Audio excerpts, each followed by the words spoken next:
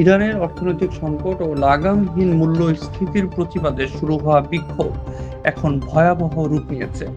রাজধানী তেহরান সহ দেশটির বিভিন্ন এলাকায় ছড়িয়ে পড়া এই আন্দোলন দিন দিন আরো সহিংস হয়ে উঠছে। আন্তর্জাতিক সংবাদ সংস্থা এপি জানাচ্ছে, ইরানের অন্তত ২৬টি প্রদেশের ২২০টিরও বেশি স্থানে বর্তমানে বিক্ষোভ চলছে। পরিস্থিতি নিয়ন্ত্রণে আনতে সরকার দেশ জুড়ে ইন্টারনেট ও টেলিফোন নেটওয়ার্ক সম্পূর্ণ বন্ধ করে দিয়েছে। আন্তর্জাতিক পর্যবেক্ষকরা এই পদক্ষেপকে একটি ডিজিটাল ব্ল্যাকআউট হিসেবে বর্ণনা করছেন। এই আন্দোলনের পেছনে প্রধান কারণ হিসেবে দেখা হচ্ছে ইরানের ভয়াবহ অর্থনৈতিক সংকট। দেশটির মুদ্রা রিয়ালের নজিরবিহীন দরপতন এবং লাগামহীন মূল্যস্ফীতি সাধারণ মানুষের জীবনযাত্রাকে অসহনীয় করে তুলেছে। সম্প্রতি এক মার্কিন ডলারের বিপরীতে রিয়ালের মান ১৪ লাখ ছাড়িয়ে গেছে, যার ফলে নিত্য প্রয়োজনীয় পণ্যের দাম সাধারণ মানুষের ক্রয় ক্ষমতার বাইরে চলে গেছে। শুরুর দিকে বিক্ষোভকারীরা কেবল অর্থনৈতিক সংস্কারের দাবি জানালেও সময়ের সঙ্গে সঙ্গে এই আন্দোলন স্পষ্টভাবে সরকার বিরোধী আন্দোলনের রূপ নিয়েছে।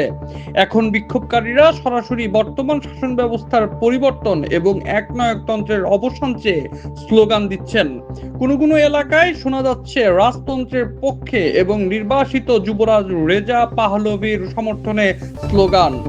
মানবাধিকার সংস্থাগুলোর তথ্য অনুযায়ী গত ১২ দিনের বিক্ষোভে নিরাপত্তা বাহিনীর সঙ্গে সংঘর্ষে শিশুসহ অন্তত ৪২ জন নিহত হয়েছেন।